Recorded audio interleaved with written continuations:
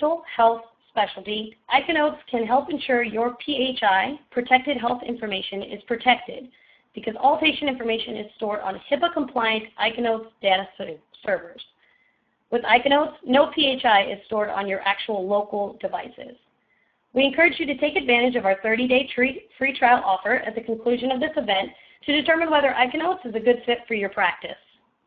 With that, I'm pleased to announce our guest speaker today, Mr. Jonathan Tomes, a healthcare attorney, author, and health information compliance expert. Mr. Tomes is also the president of EMR Legal, a national HIPAA consulting firm.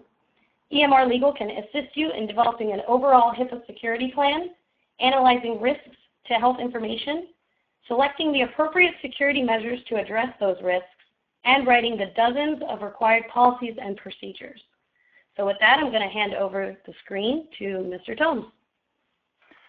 Thank you. And I'm not going to spend a lot of time on this because we've got a lot to cover in our 45 minutes to leave time for your questions and answers.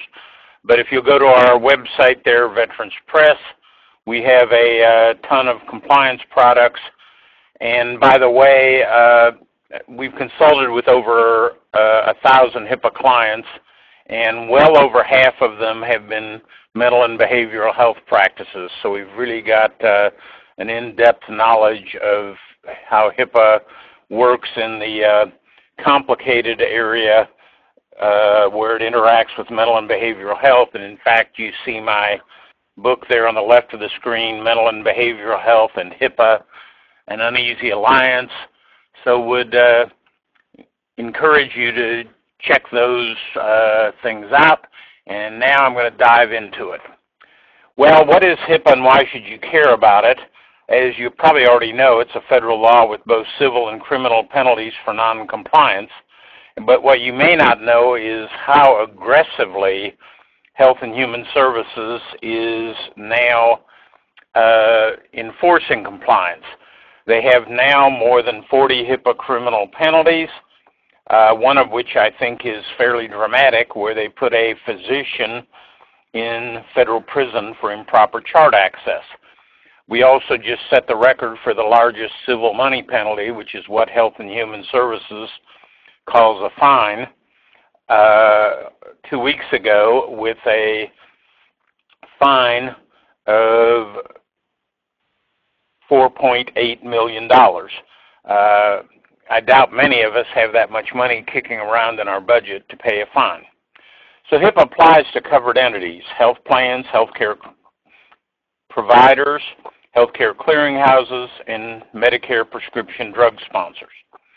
And unless you understand it and get compliant, it can be a pretty big burden, as I will detail in a few minutes. Not all providers, however, are covered by HIPAA. If you never do any form of electronic billing, you just accept cash or checks, and you don't submit any of the so-called standard transactions, which are primarily billing transactions, in an electronic format, you are not a covered entity and you don't have to comply with all HIPAA rules. But since you're going to be involved with actual covered entities, practices that you work with, you do need to know about HIPAA so that you can effectively serve your clients. These are the standard transactions. I'm not going to talk about each and every one of them. You can see they're pretty much all reimbursement related, and when you get the slideshow, you'll have a list of them. Or for any of these things, if you want to email me, I'll be happy to send you anything that's on any of the slides. So those of you who maintain or transmit, and by the way, you don't get out of HIPAA compliance by hiring a billing service who transmits electronically for you. Health and Human Services considers that the same as you doing it. You have to have these reasonable and appropriate administrative, technical, and physical safeguards to ensure integrity, and that's a simple concept. The data is there when you need it, and it's accurate. And protect against reasonably anticipated threats or hazards to the security or integrity of the information, and also protect against unauthorized use or disclosure of the information. And then HIPAA has an organizational commitment to privacy and security. A lot of federal laws simply say ensure compliance by your employees, but this one says officers and employees. And this is what has caused the Department of Justice to state in an appropriate case, management can be criminally liable for what the employee does. It's sort of the Enron principle of corporate criminal liability. So what happens in more detail if you don't comply? There's both criminal, civil, and other penalties. HIPAA's criminal penalties are pretty severe.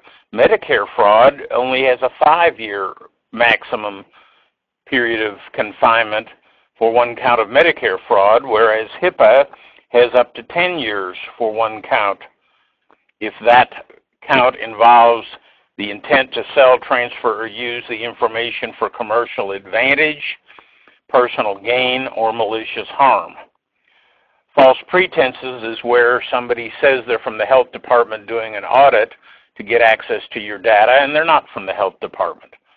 But the simplest version, just improperly and knowingly, you can't commit the HIPAA crimes accidentally, obtain or disclose individually identifiable health information, $50,000 fine and imprisonment for up to a year. This is what they sent that doctor at UCLA Health System to federal prison for. He improperly accessed Leonardo DiCaprio's chart and Barbara Walters' chart simply out of curiosity and ended up in federal prison. I call that enforcing HIPAA, and as I said, there are now over 40 HIPAA criminal convictions. Probably about 80% of them involve identity theft. And that's an important point to remember, that HIPAA does not just simply protect your clinical information, but also financial, demographic, and lifestyle information that marketers and others, such as identity thieves, would kill for.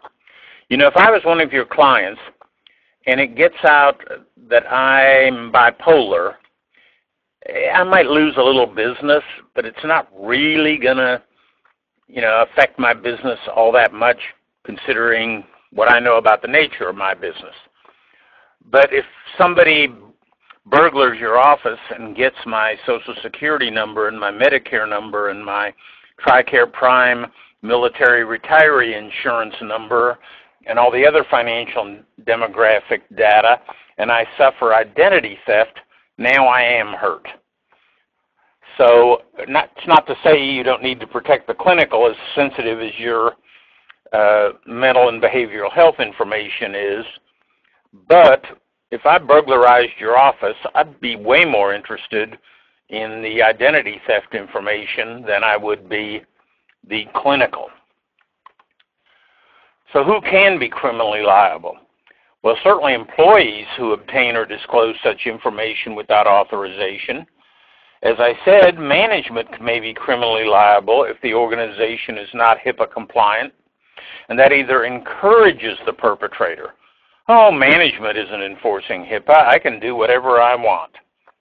Or failing to prevent a preventable crime. You cannot prevent all crime. Cannot be done. And I've been a prosecutor, a defense lawyer, a judge, been on a lot of police sting operations and things of that nature, and you cannot protect all crime. But you can at least have some security in place to make it difficult for the criminal. Business associates.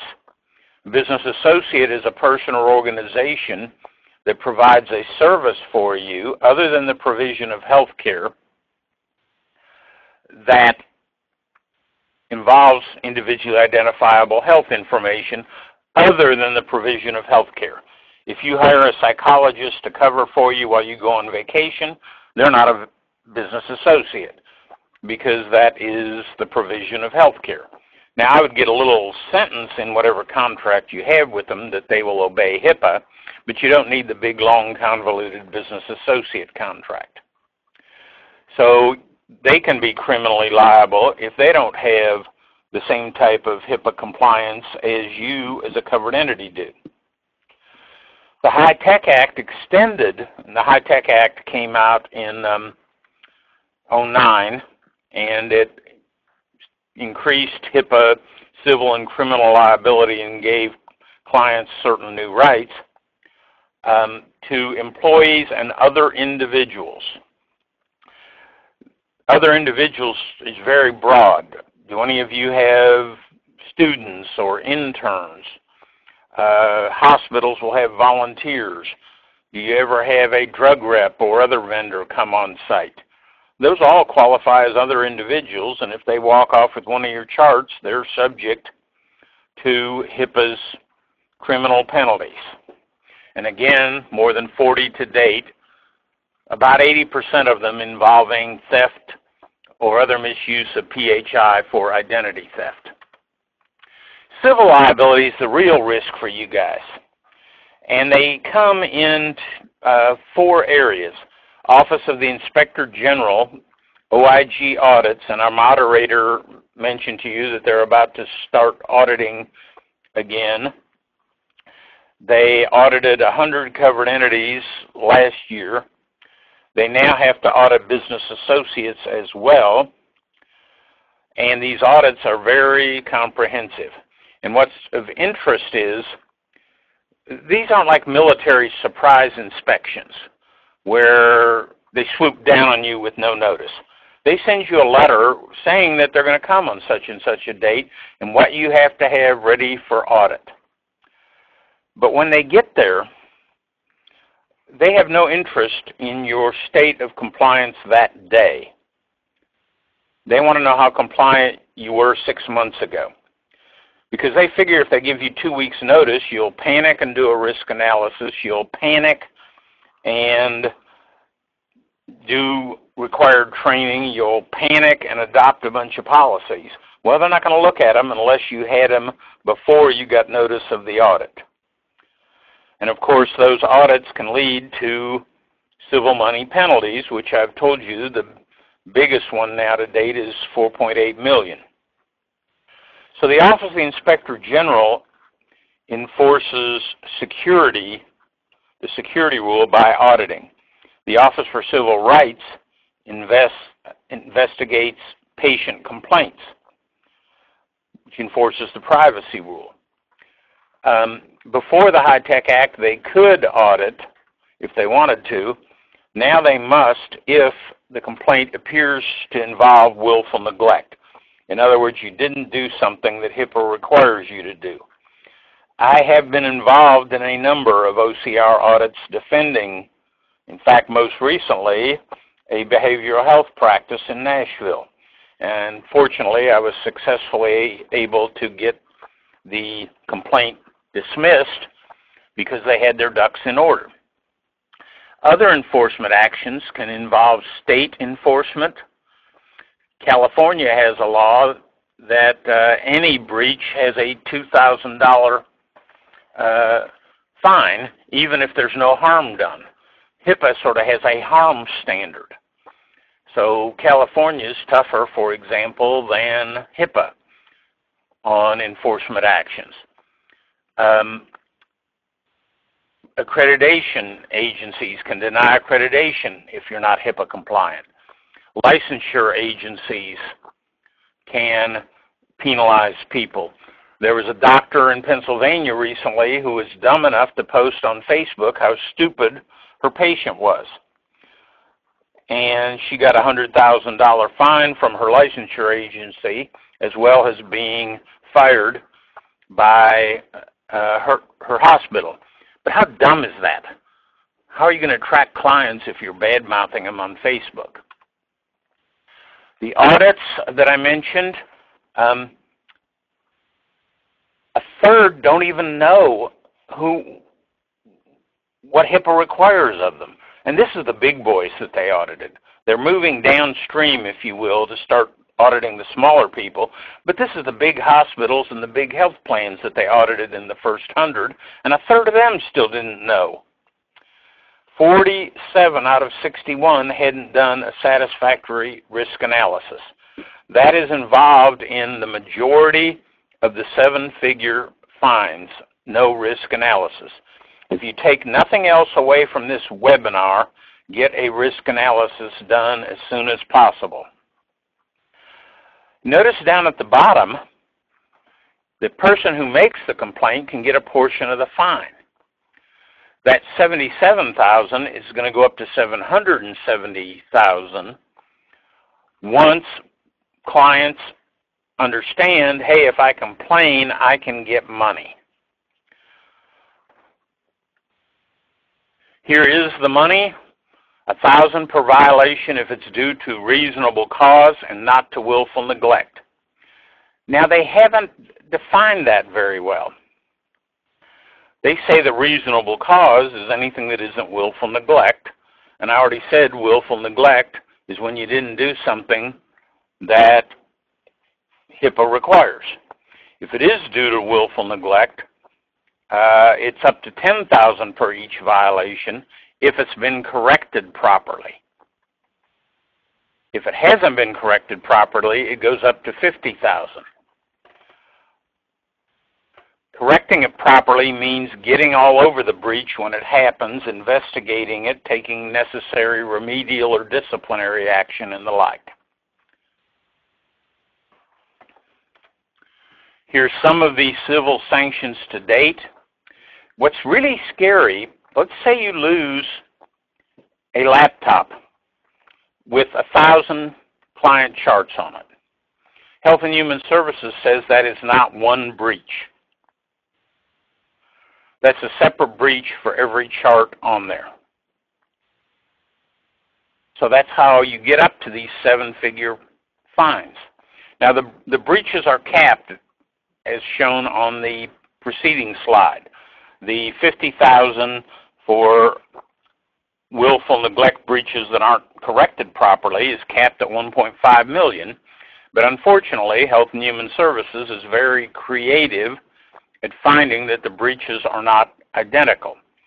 For example, CVS Pharmacy threw out a large number of prescription bottles into a dumpster, and then the paper prescription for the very same bottles, and Health and Human Services said, no, that's two different kinds of violation, and apparently $2.25 million is bigger than $1.5 million.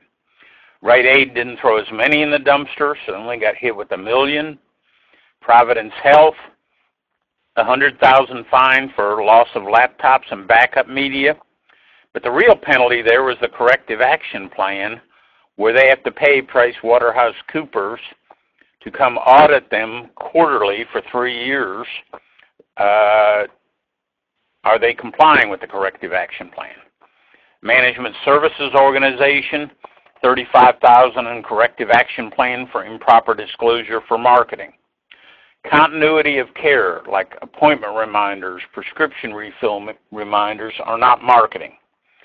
Marketing is when you are trying to promote a product or service that you're not treating the patient for. And you can do it, but there are some rules. If you go to my website at www.veteranspress.com, you'll see my blog, and it has a good article on what you can and can't do for marketing in the archives. Blue Cross Blue Shield of Tennessee did do a risk analysis, but they didn't do the required update, $1.5 million. Massachusetts General, we in the HIPAA business call this the $1 million subway ride. They left a stack of paper documents, not in a briefcase, just secured by a rubber band on a subway, one of the workers did, and that cost $1 million fine to Mass General for not training the employee on the proper safeguarding of protected health information taken home and not having a work-at-home policy. Now, HIPAA doesn't even mention working at home, much less that you got to have a policy. Unfortunately, Massachusetts General had not hired me to get them compliant because they would have had such a policy because I wrote one more than a decade ago for my clients on the theory if you're going to do an activity, you better consider whether you got to control the behavior inherent in that activity by having a written policy. UCLA Health System, that's that doctor who accessed Leonardo DiCaprio's chart and other celebrities, and they could have criminally prosecuted management, but instead they just fined the system because it's a lot easier just to impose a civil fine than go through the hassle of a criminal prosecution. Phoenix Cardiac Surgery, only a couple of clinicians, 100,000, no risk analysis, deficient policies and training. And in the press release announcing the 100,000 penalty, they said just because you're small, don't think we're not going to come after you. Same thing with Hospice of North Idaho. Very small hospice in the middle of nowhere. 50,000, same violations. Alaska Medicaid, 1.7 for the same violations. And that press release said just because you're a government agency, don't think we're not going to come after you. Massachusetts Eye and Ear Infirmary, 1.5 million. Really for the same thing. They didn't do a risk analysis of their laptops. Affinity Health Plan returned copiers to a leasing agent without wiping them first. And unfortunately, a big New York newspaper leased them, discovered the protected health information, and publicized it, which got Affinity over $1 million fine. Idaho's really the only, Idaho State, only really purely technical one. They knew a server firewall was down and they didn't do anything about it. Cost them $400,000. Cignet denied 41 patients a copy of their chart and then obstructed the investigation and ended up with the second biggest fine, $4.3 million. WellPoint, they kind of wrote this up fancy, but again, they didn't do a risk analysis. Shasta, $275,000, employees made an improper disclosure. And that normally won't get you a fine if you screened them and trained them and you enforce your policies, but they didn't sanction them for those breaches. And that cost them $275,000. Minnesota Attorney General versus Accretive Health, $2.5 million settlement for a stolen unencrypted laptop. Accretive Health is a business associate. And as I said, the High-Tech Act added business associates to those facing civil and criminal liability, and a lawsuit is civil liability. And here's the latest one, $4.8 million plus a corrective action plan. Again, neither covered entity had done a thorough risk analysis. They didn't implement all the access policies they needed or comply with the ones they had. And then finally, I don't know quite how to pronounce it, Skagit or Skagit County, Washington, over $200,000 for widespread noncompliance with HIPAA's privacy, security, and breach notification rules, which included not having done a risk analysis. So this is our first county government that was fined. Civil litigation, the High-Tech Act now authorizes a federal lawsuit. The Attorney General has to bring it on behalf of the client, and that's to cut out frivolous lawsuits. State Attorney General isn't going to take a flaky case to federal court, but you may recover damages, attorney's fees, and costs. We've got a $250,000 settlement in the first case so filed. Indiana, Attorney General sued WellPoint, got a $1.7 million settlement. And again, the Minnesota Attorney General sued Accretive Health, $2.5 million settlement, plus they had to agree not to do any business in Minnesota for 3 years. I mentioned briefly other HIPAA enforcement. What in the world's the Federal Trade Commission got to do with HIPAA? Well, here's the theory. If you overstate things in any of your advertisements, or your notice of privacy practices, such as your privacy is our #1 priority, or your confidentiality, and then you haven't done a risk analysis and you have a breach, well, it obviously wasn't your #1 priority, and it's a deceptive consumer communication in the view of the Federal Trade Commission, which can also impose fines. I mentioned the accreditation agency, the licensure and disciplinary authorities. And you know, even if the state attorney general won't take the case, the client can just bring it themselves in state court and just not call it a HIPAA case. And the first time that happened was the Acosta case in North Carolina, where the plaintiff was a patient at a mental health practice, and the office manager told third parties about her mental health problems, and she said this caused her emotional distress, and she sued, and the judge threw the case out. This case isn't authorized, state attorney general didn't bring it, whatever. But on appeal, they reinstituted the case, said it isn't a HIPAA case. It's an infliction of emotional distress case, so she can bring it, but you can bring HIPAA in to prove that it was a violation of her confidentiality. And I already mentioned, for example, the California state breach reporting and sanctions. Here's Boston.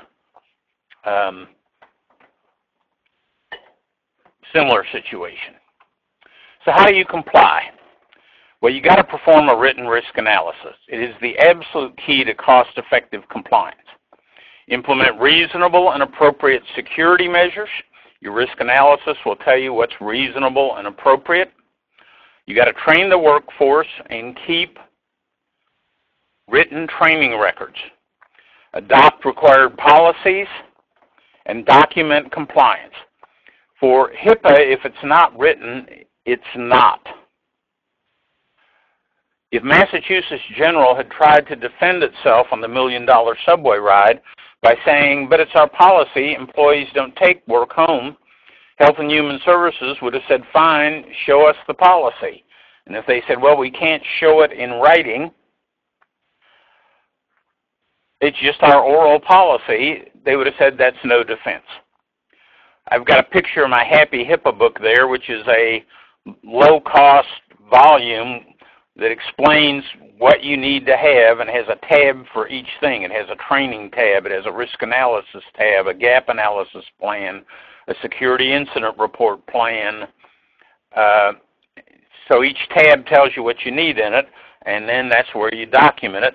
And where I came up with the idea of Happy HIPAA was this behavioral health practice in Nashville that I got the complaint dismissed because they had all that stuff.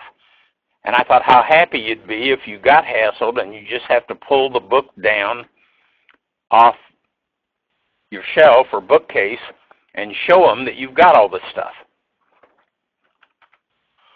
Here's what the security rule requires. It has general rules, administrative, physical, and technical safeguards, and again, the documentation requirements. If you didn't do a written risk analysis, you didn't do a risk analysis. It's just that simple. Under the general rules, they kind of tell you what you consider in order to decide what's reasonable and appropriate. How big you are, how complex your operations are, your capabilities, your technical infrastructure. You get to consider cost. That is a good thing.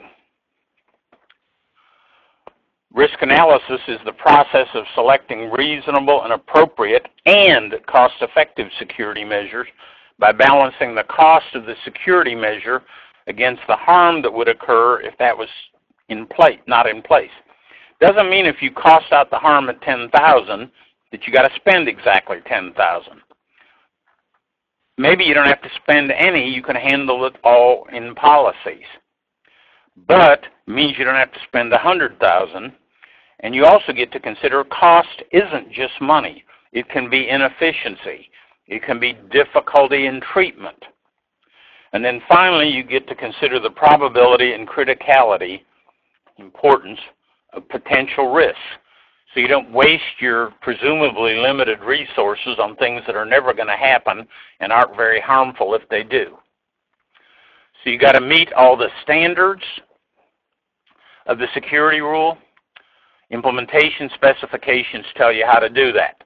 There's two types: required that you got to do, and addressable ones that are addressable that you got to figure out whether you got to do them or not.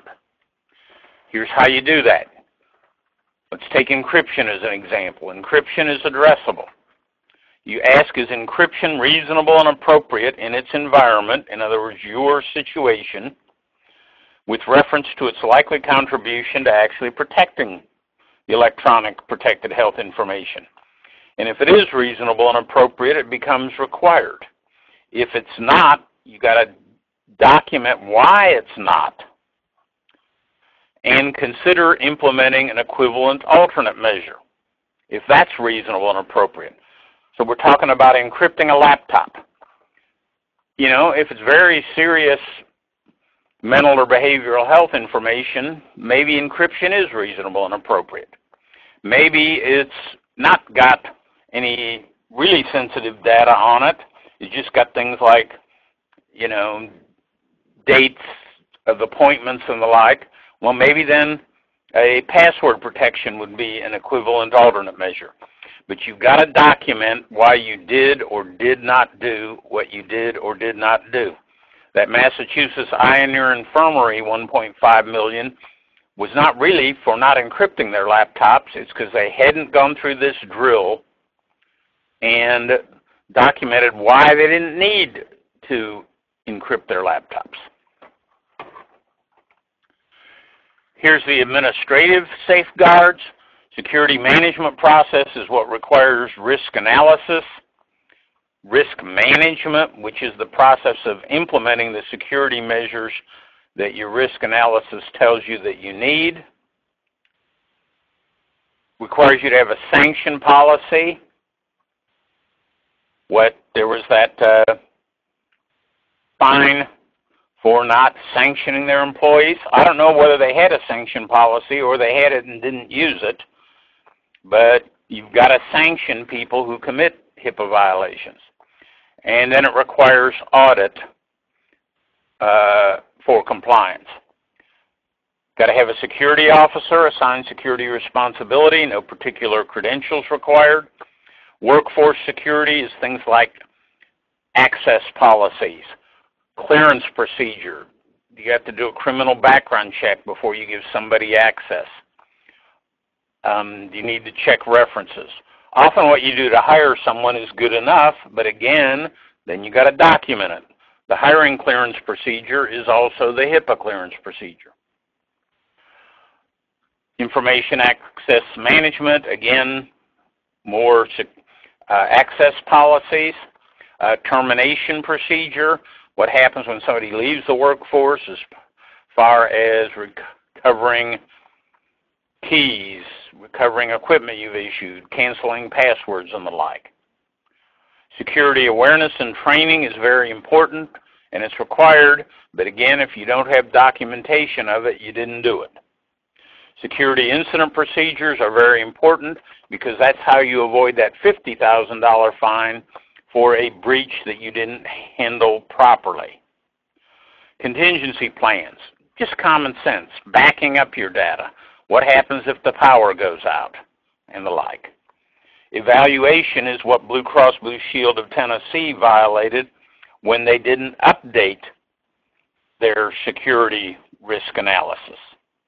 And then you got to have business associate contracts with people and organizations that qualify as business associates.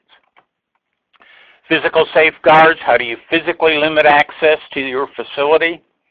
How do people behave at their workstation? This would be where you'd tell them whether you want them to log off when they leave the workstation or not.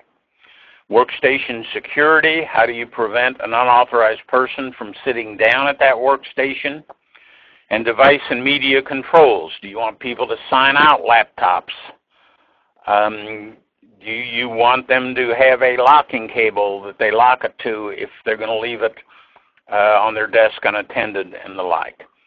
Device and media controls is very important because the majority of the civil money penalties have involved lost or stolen laptops or other portable media. Technical safeguards. How do you technically limit access to people that you've administratively assigned access and you physically allowed to sit down at the workstation? You got to have a unique user ID for each individual, but other than that, HIPAA's pretty much technologically neutral. They don't care if it's user ID and password, retinal scan, thumbprint reader, or whatever. Audit controls. How do you technically do the auditing that you have to do in your administrative security? Integrity means what do you have in place to make sure the data is not improperly modified or destroyed? Person or entity authentication differs from clinical. Clinical is a part of it, but this is broader. Clinical is when the doctor or other clinician takes responsibility for the order or entry. This is who did anything to protected health information, who entered a CPT code in patient accounts. Got to be able to know who did it, and again, they don't care whether it's user ID or password, retinal scan, whatever. And transmission security is how, such as through encryption or a virtual private network, do you protect data while it's going through cyberspace. So you got to have all these policies and procedures. You got to retain all documentation for 6 years.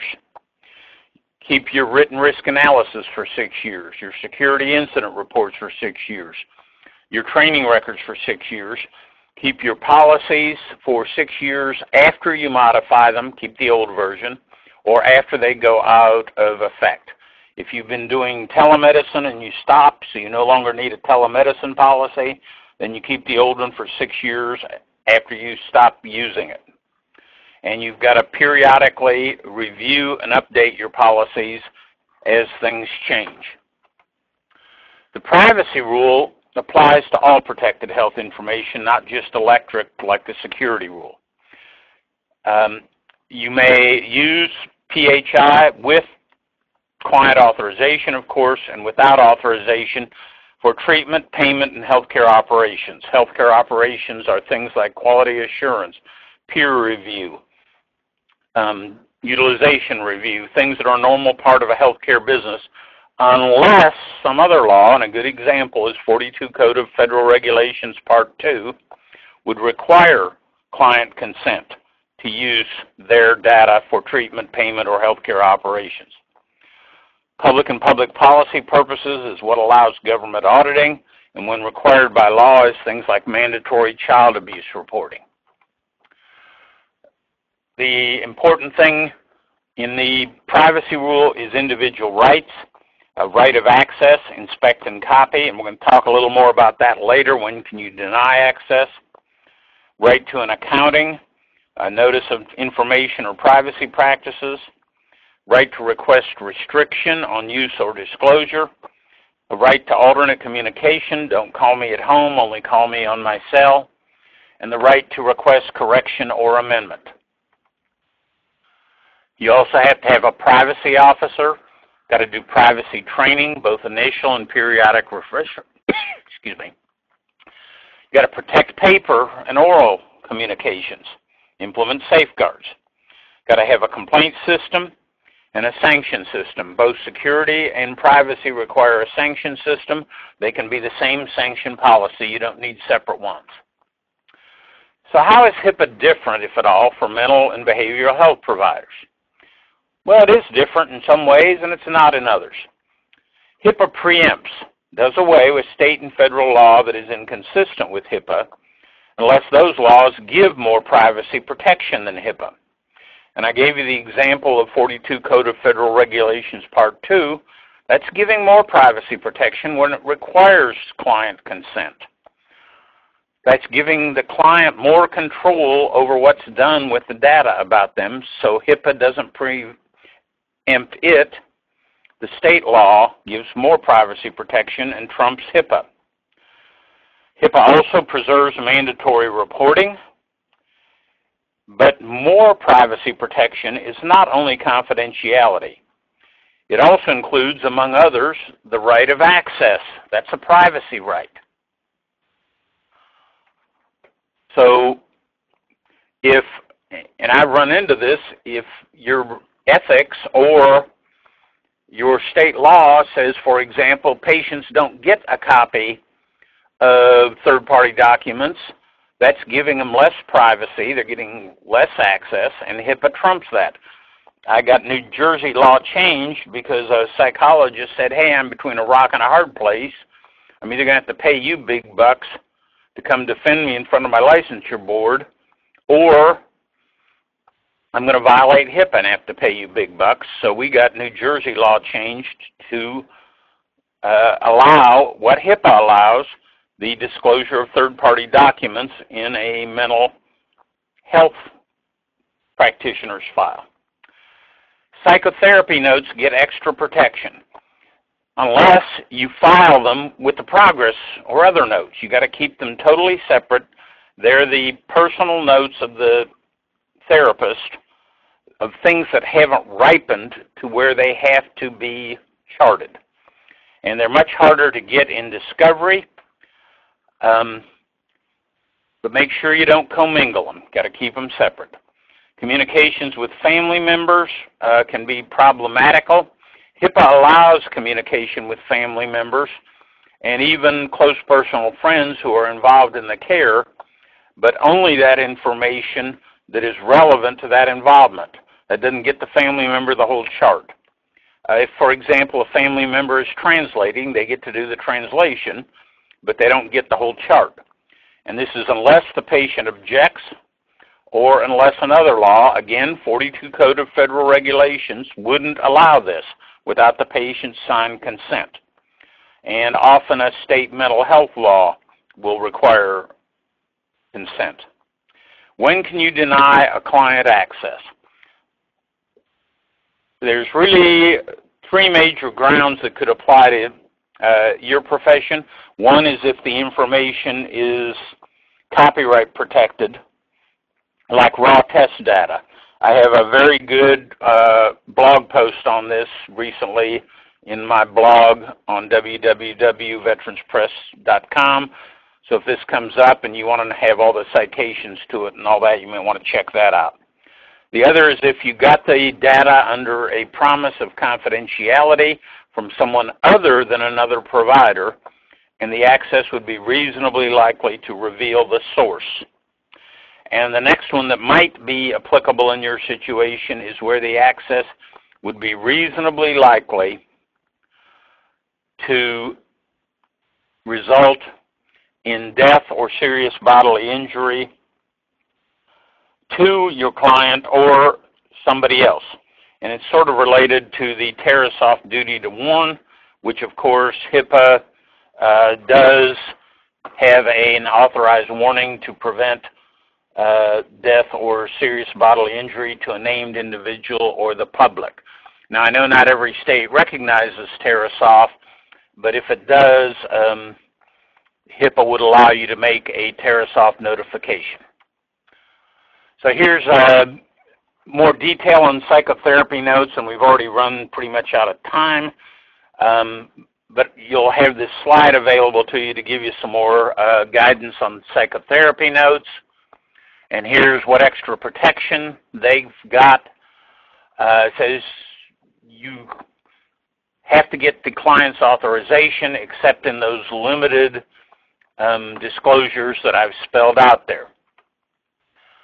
Serious and imminent harm to the client or another individual where there's an immediate need for the information.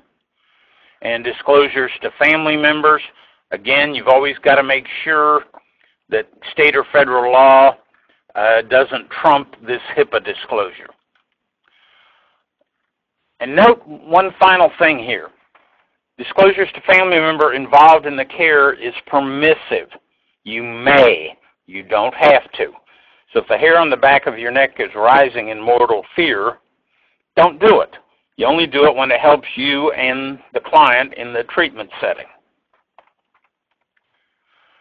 Here's spelled out the access that I talked about. HIPAA myths. Can't call a patient by name in the waiting room. Well, where does HIPAA say that? And it doesn't. Now, if I had a celebrity mental health practice and somebody named Brittany was my client, I'd probably sneak her in the back door and use some common sense and not even have the issue whether I've got to call her by name in the waiting room or not arise. A patient has a right to alternate communication. If one of your clients comes up and says, hey, the receptionist called me by name and I'm irritated, your answer is, well, you didn't request that we not. HIPAA puts quite a bit of responsibility on your clients to exercise their rights. I can't save your life because HIPAA won't let me. We had a real sad case here in Kansas City. An adult male still living at home because he was unemployed and looking for work told his parents he was really depressed and asked them to take him to their psychologist. They did, and they had sort of a group session where the two parents and the new client sat there and discussed what was going on, and then quite properly, this psychologist excused the parents so he could talk one-on-one with the client. And the client said he was suicidal. Now, in Missouri, it's extremely difficult to involuntarily commit a client. So the psychologist said that HIPAA would not allow him to do anything about this. So he didn't tell the parents or do anything else. Well, HIPAA does allow a disclosure as necessary to prevent a serious and imminent threat to a named individual or someone else. To me, suicide sounds like a serious and imminent threat.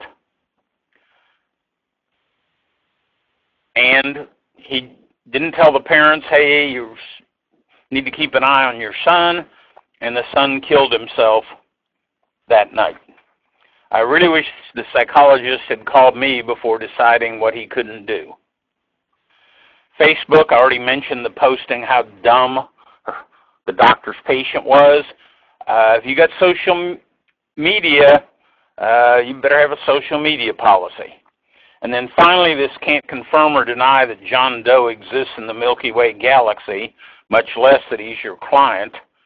That's a HIPAA myth. There's all sorts of authorized disclosures to, for example, locate a missing person. I got fortunately involved in a case where a mental health patient escaped from a facility, and I was able to convince them that, yes, they could give limited information out to law enforcement that the client had escaped in Alabama mountains in late January during an ice storm dressed in pajamas, and they were able to keep him from dying of hypothermia. Well, that's it. I didn't save quite the 15 minutes I was supposed to for questions, but we've got almost 10 minutes left. So I'm going to throw it open to questions. Absolutely. So in the top left-hand corner of your screen, you'll see a button that says Ask a Question. If you haven't already and would like to ask a question, just go ahead and type it in there and we'll be able to see it. And to start off our session, we have a couple of questions already.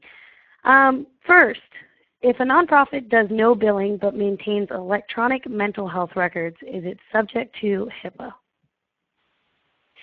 Probably not, and I cannot say definitely, but I can give some pretty good guidance here. Merely having and using an electronic health record does not make one into a covered entity.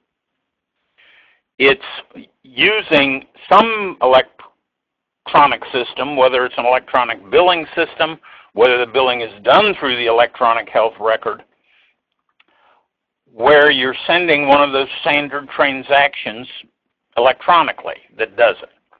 So if it's purely an electronic health record that is only, storing the intake form, storing the psychosocial history, storing the initial diagnosis, storing the treatment plan, storing progress notes and the like, then, and you're not transmitting to anybody else any of those standard transactions, then you would not be a covered entity. Even sending a progress note or the provisional diagnosis to another clinician would not make one a covered entity, because that's not a standard transaction. And again, standard transactions are primarily billing transactions. So if you needed a second opinion and you emailed the diagnostic test results and the provisional diagnosis and some progress notes and the like, and the psychosocial history, that would not make one into a covered entity. The question is, do you submit any of those billing transactions electronically, either yourself or by using a billing service? Okay, thank you. Our next question. How do I ensure that no client PHI remains on a laptop that I'm no longer using? I've heard that individuals, such as tech gurus, are able to retrieve documents that individuals once thought to be deleted from their computers. Very good question, as the first one was. First of all, HIPAA requires reasonable and appropriate safeguards. You don't have to wipe the laptop so well that the best hacker in the world couldn't get the data. Because right now the best hacker in the world is in the Ukraine, and the chances of your laptop ending up in his hands and the chances of his being interested in it are probably pretty low. But you want to do a good job of wiping it. There's both software that will overwrite a hard drive a zillion times in a zillion different directions. There's a device called a degausser that will scramble and fuse the magnetic fields. I am reliably told that if you use a sledgehammer with great enthusiasm on the hard drive, it will suffice. But you can't just put a couple dents in it, because the last FBI forensic computer expert I talked to said you only put a couple dents in it. That won't even slow us down. There's shredders that will shred a hard drive. Hate to get my hands caught in that hummer. Boring holes in can suffice. There's very good guidance in the NIST standards, National Institute of Standards and Technology, in their disposal standard that'll give you very good guidance. And in fact, if you destroy it to that level, it is considered secure, and you wouldn't have to report any breaches of it. Okay, great. Here's a good one on risk analysis. You spent some time talking about that. Are there risk analysis templates available to use as a guide for risk analysis process? Yes, we have a risk analysis toolkit in my compliance guide to HIPAA and the Health and Human Services Regulations with the accompanying HIPAA Document Resource Center CD. We also have an online risk analysis where you download it, you fill it out, and send it back to us. We analyze it and give you a written report, and then we give a phone conference. And that's really only in the $500 range, which is very cost effective. I also go on site a lot of times and lead larger organizations through a risk analysis process, and we've probably done hundreds of them. But for some of the smaller practices, we developed this toolkit so that we can, make it more cost effective. But we get very good results. I've yet to get one where they filled out our form and answered the questions to the best of their ability that wasn't a very good start. I mean, I occasionally have some, I think you missed this risk, or here's a more cost-effective way of guarding against the risk you may want to consider. But, it's not that hard to do a risk analysis. I'm also working with a company where we're going to have a totally automated one, and we're hoping to have that online by mid-fall, mid to late fall. Okay. Does mail delivery to our office have to be locked in a box if it's not deliverable right into the office? Well, it doesn't have to be in this sense.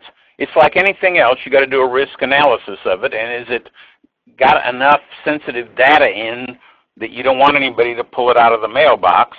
And if so, I would say for the minimal cost of putting a lock on your mailbox, or having it go through a chute where it goes inside somewhere and the outer doors and windows are secure, that would just be wise.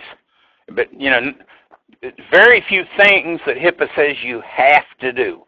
It doesn't say you have to encrypt. It says you have to address should you encrypt.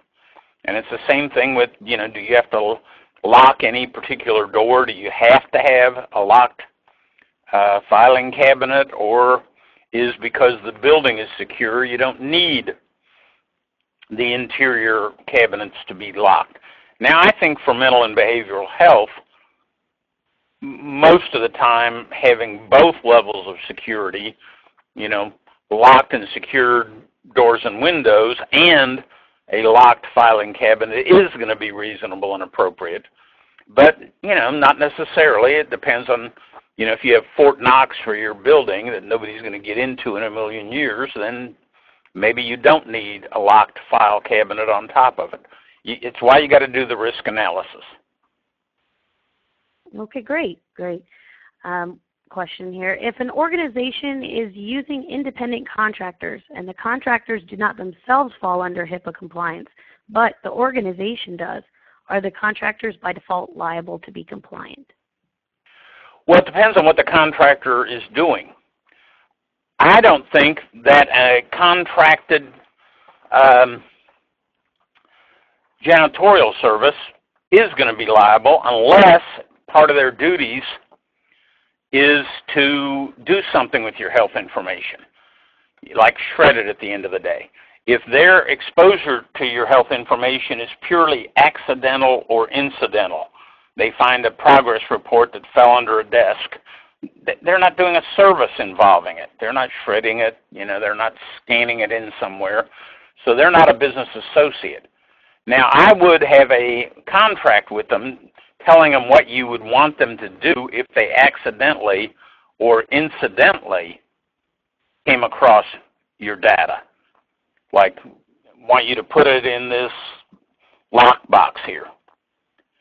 But they're not going to be liable under HIPAA unless it's a criminal act. Now, if a custodian from a janitorial service breaks into your cabinet and steals a bunch of charts and uses them for identity theft, then anybody can be liable for that. But as far as civil liability, there has to be the actual business associate agreement. And this is a very complex area of the law. And it's a more than an hour webinar just in itself. But so it depends on the nature of the independent contractor. If they qualify as a business associate, there's potential liability on both you and on the business associate. If they're not a business associate, then the only liability is if they did something criminal. Got it. All right, I see that we still have quite a few folks still on the line. If you wouldn't mind, we could throw out a couple more questions here for about 5 more minutes. Is that okay? Fine. Okay, perfect. I kind of have a scenario here from one of our participants. So I had a physician have his daughter sign medication consent forms. He claims there was nothing wrong with this. He claims he used her as a scribe.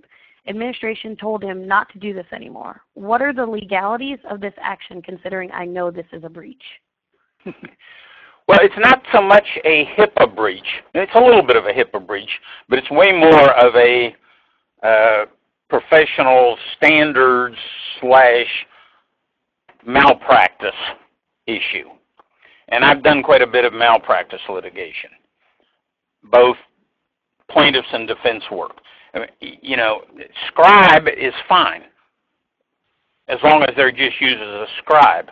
I just went to a orthopedic guy, and he had a scribe there that as he's talking, she's putting it in to the electronic health record. But then he's got to sign it. I mean, that's an absolute no-brainer professional standard. She can't sign it. And it does sort of violate the HIPAA requirement for authentication that we know, you know, that the proper person took responsibility for the order or entry. And I'll tell you, I think it could void malpractice coverage. I really do. Okay. Would you mind addressing phone session regulations? Okay, well, that's also a very complex area, and it varies from state to state. If you're talking about telemedicine, you have to determine, you know, is it purely in-state or is it going out of state, where you then have all the issues of unauthorized practice of medicine. But let's say it's just, you know, calling up the patient and discussing the case over the phone. I do have a cell phone policy on my CD. You may want to get the patient's signed consent to discussing these cases over the phone. But if it's just calling up the patient and saying, hey, you know, we got you on some meds that your psychiatrist prescribed, how have you been feeling? You know, I don't see a big problem with that as long as you verify that it is actually the patient that you're speaking to. Leaving messages can be problematic, but again, the patient has to use their ability to request alternate communications if they don't want a message left. Now, that doesn't mean I would leave a message horribly specific.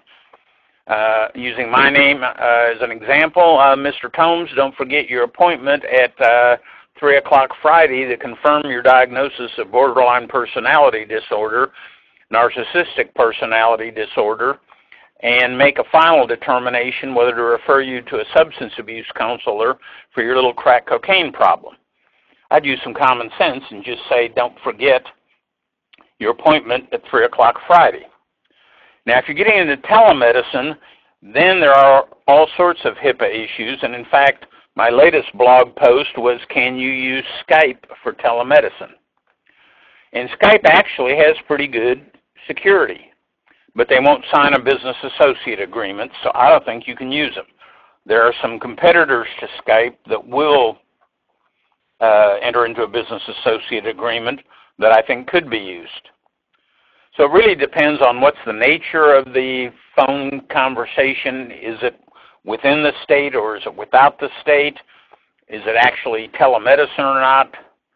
And I actually have a telemedicine security policy on my CD. So, you know, I can't give one perfect little answer there. Again, if you're going to do it, you got to do a risk analysis of it and see if you have to implement any further security measures. Okay. Next question, can you speak to the use of request for unencrypted communication? Can we find out who's requesting the unencrypted? Is it another provider or is it the client? Or both? Okay. See, this was from Matthew Brink. If you could just type in and respond to Mr. Tomes, we could get your question answered. And while we're waiting on that, we can move on to another question. Does accepting credit cards for payment make you subject to HIPAA? No. Okay, great. That was a very clear-cut answer. Yeah. Next question. Outside of having a password, what does it mean to encrypt a laptop? Well, you know, I'm certainly no expert on how encryption happens. The best thing that I think of is those old puzzles where you had random letters, pure random, like it's going to be XQV, and then it's going to be A, Y, and there's substitutions. And if there's more XY, let's say T, there's more T's than anything else, that's probably an E, because there's more E's in the English language than any other. So XYT is probably the word the. And so now you've got the T and the H. Well, encryption does that by a key that will do that substitution, way more complicated than those puzzles that you get in puzzle books. And they got a public key and a private key, and the public key encrypts, and then you got to have the private key to decrypt. And there's various levels of encryption. Kind of the base level is 128-bit encryption, and then it goes up to 256-bit and 512-bit, and depending on how secure one wants the encryption to be.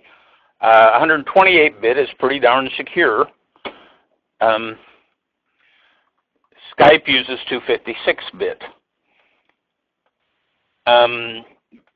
But you got to have the key, or you're getting up to 256-bit encryption. You're talking about teams of supercomputers taking years to crack it.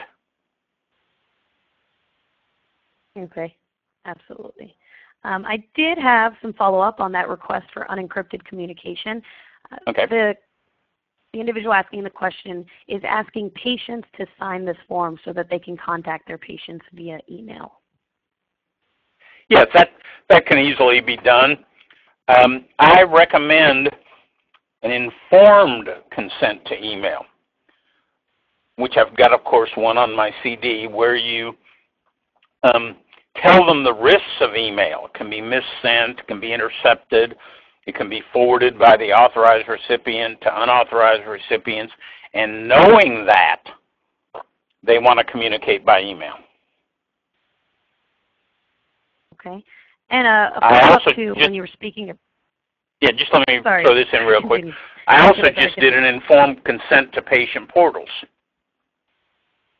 sort of along the same line. Okay. So then it is absolutely possible.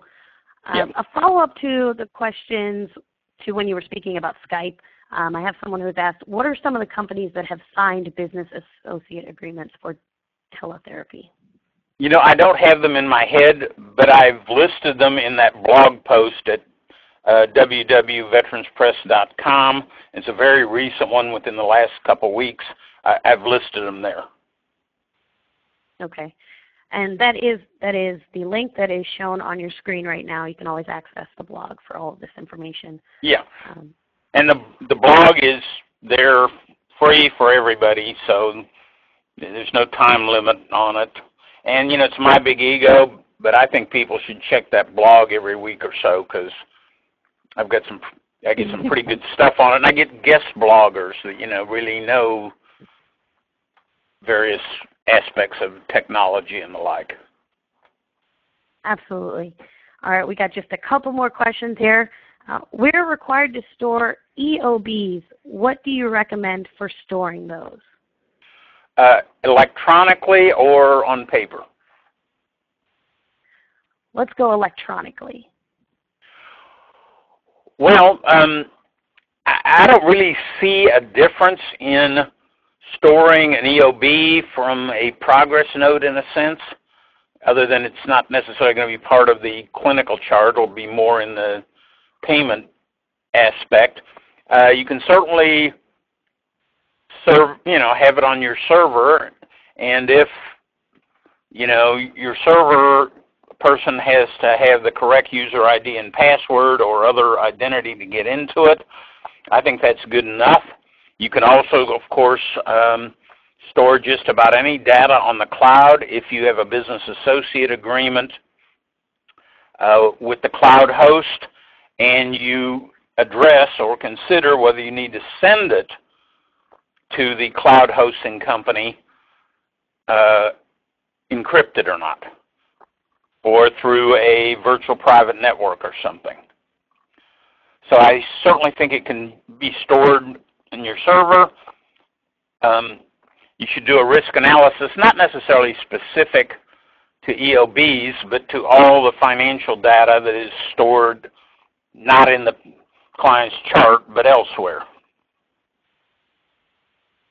Okay, great. And we just have one last question here. How do we get the book that you mentioned earlier? Well, you can get them from our website there. www.veteranspress.com has the ability to order from it, and also they're on Amazon. Okay, perfect. And they can just look by title, correct? On Amazon. Yeah, or by my name, Jonathan Tomes. Also, you can call us direct at the phone number there on the screen, or you'll see our contact us on Veterans Press. We've got our marketing director's number, and sometimes, you know, for a small practice, we might even cut them a little slack. Okay, great. All right, I think that's going to wrap up our question and answers. If you wouldn't mind just flipping to the next slide, we can go ahead and close out our webinar. I want to thank everybody again for joining us for our webinar, the HIPAA Compliance for Behavioral Health Professionals. ICANOTES is pleased to have sponsored this webinar. We hope that you have a better understanding of the key HIPAA requirements as they pertain to behavioral health. And we hope that you're now armed with the necessary information to face those upcoming October HIPAA audits. If we'll click on to the next slide.